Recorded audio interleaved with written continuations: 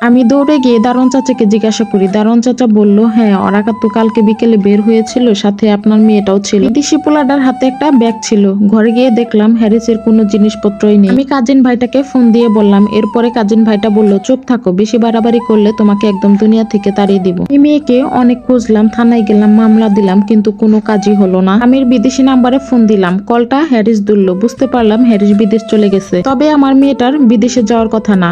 আমি জানি ওর কোনো পাসপোর্ট নেই, এতটুকু সময়ে পাসপোর্ট বানানো সম্ভব না। তবে এতটুকু বুঝতে পারলাম আমার মেয়েটা দেশে আছে। এই কয়েক মাসে প্রায় 30,000 টাকার উপর আমি রিচার্জ করেছি মোবাইলে। বিদেশে ফোন দিয়ে আমি অনেক কান্না করতাম আমার মেয়েটাকে ফেরত পাওয়ার জন্য, আমার মেয়েটা কোথায় আছে সেটা জানার জন্য। আমি বলতাম যে আপনাদের কোনো কিছুতে আমি ভাগ্যশ হব না, শুধু আমার মেয়েটা ফিরিয়ে দিন। এই কথাগুলো শুনে ওরা কোনো কথাই বলতো না, শুধু হাসতো। 2 মাস পরে আমাকে ফ্ল্যাট থেকে বের করে দেওয়া হয়। ওই কাজিন ভাইটা ফ্ল্যাটটা দখল করে নেয়। আমি মামলা করেও কোনো কিছু পেলাম না, কারণ জোর যার সবকিছুই তার। এরপরে আমি মায়ের কাছে চলে আসি। মেয়ে হারানোর সুখ আমাকে করে করে খেতে লাগলো। আমার কোনো কিছু ভালো লাগতো না, আমার বাঁচতে ইচ্ছা করতো না। প্রত্যেক রাস্তার অলিতে গলিতে খুঁজে বেড়াতাম যদি আমার মেয়েটাকে পাই। এভাবেই 2টা বছর কেটে গেল, পরেও আমার মেয়েটাকে খুঁজে পেলাম না। সন্তান হারানোর যে কষ্টটা শুধুমাত্র সেই সব মায়েরাই বুঝতে পারবে যাদের সন্তান হারিয়েছে, তাছাড়া আর কেউ বুঝবে না। আমি একটা স্কুলে আয়ের কাজ শুরু করি। যে বেতন খুব একটা বেশি ছিল না, মা মেয়ে ডাল ভাত খেয়ে কাটিয়ে দিতে পারতাম, কিন্তু ওই যে বাচ্চাদের কাছাকাছি থাকতে পারবো এর জন্য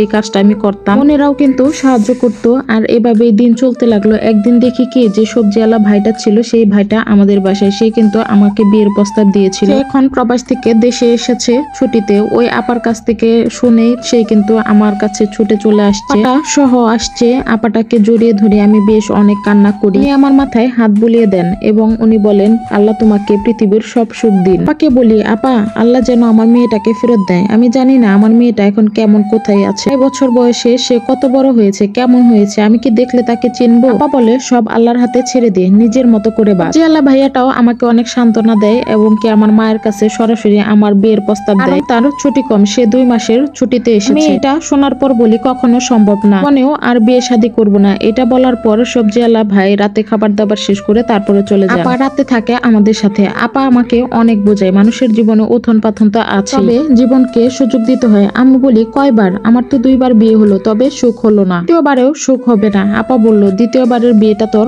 ভুল সিদ্ধান্ত ছিল, জেনে শুনে ভুল করেছো। তুমিও জানো, আমরা সবাই জানি 2য় বিয়েটা তোমার ভুল সিদ্ধান্ত ছিল। সাথে খারাপ কিছু আজ হয়তো কাল হতোই। মা বলে, আমারও বয়স হয়েছে, তোর আর পেরেশানিতে আমি আর বাঁচবো না, আমাকে একটু শান্তি দে। আর আমার কথা একটাই, আমি আর বিবাহ করব না। জিয়ালা প্রায় বিকেলে আসতো আমাদের ঘরে, খাবার খেয়ে তারপরে চলে যেত। আমি বলতাম, আপনার যদি লজ্জা শরম থেকে থাকে তাহলে আপনি আর আমাদের বাসায় আসবেন না। পরের দিন থেকে সে আর বাসায় আসতো না। আমার ছুটির সময় দাঁড়িয়ে থাকতো আমার স্কুলের সামনে, মাঝে মধ্যে তো লুঙ্গি পরেই চলে আসতো। আমার এত বিরক্ত লাগতো ওনার প্রতি। আমার জীবনটা একদম বিষাদময় হয়ে গেছে সন্তান ছাড়া। দিন মা বললো, এই বিয়েতে রাজি হয়ে যা, আমাকে একটু শান্তি দে। নিয়ে ঘরের মধ্যে সব সময় গ্যাঞ্জাম থাকতো। খুব সিদ্ধান্তহীনতায় ভুগতেছিলাম, করবোটা কি। এক দুপুরবেলা বিদেশ থেকে একটা নাম্বার থেকে ফোন আসে। আমি ফোনটা ধরার সাথে সাথে বুঝতে পারলাম হ্যারিস ফোন দিয়েছে। আমাকে বললো, তুমি কি তোমার মেয়েকে দেখতে চাও? আমি কান্না করতে করতে বললাম, হ্যাঁ আমি দেখতে চাই। তখন হ্যারিস আমায় ওই বেঈমান কাজিনটার সাথে যোগাযোগ করতে বলে, আর পাসপোর্ট রেডি করে পাসপোর্টের ফটোকপি ওই কাজিনটাকে দিতে বলে। আমি কাউকে কিছু না জানি 1 মাসের মধ্যে পাসপোর্ট রেডি করে ফেলি আর ওই ভাইটাকে দিয়ে আসি। মধ্যে মাঝে মধ্যে সে কিন্তু আমার সাথে যোগাযোগ করতো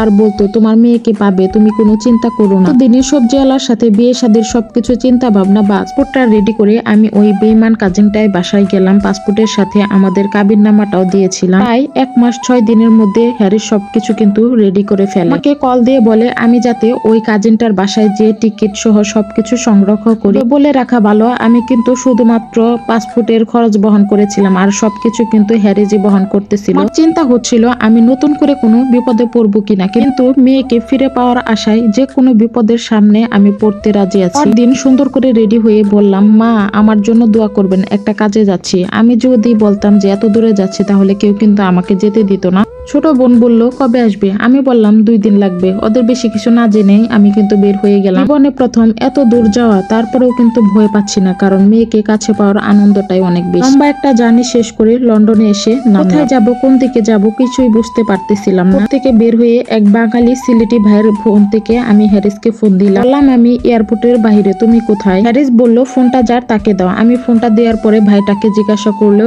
এয়ারপোর্টের কোন পাশে ছিল। তারপরে হ্যারিস 3 মিনিটের মধ্যে আমাদের কাছে চলে আসে। আমাকে দেখে জিজ্ঞাসা করলো কেমন আছি, তারপর একটা বাড়িতে নিয়ে চলে গেল বিদেশি অল্প বয়সী মেয়ের কাছে। হ্যারিস বলল, আপনাকে এখানে এনেছি, আমার পরিবারের কেউ জানে না, মানে আপনি কয়েকটা দিন থাকেন আপনার মেয়ের কাছে, তারপরে নিয়ে যাব। আর কিছু বলি নাই, আমি তার কথাটা মেনে নিলাম। যাওয়ার সময় একটি মোবাইল আর কিছু পাউন্ড দিয়ে গেল।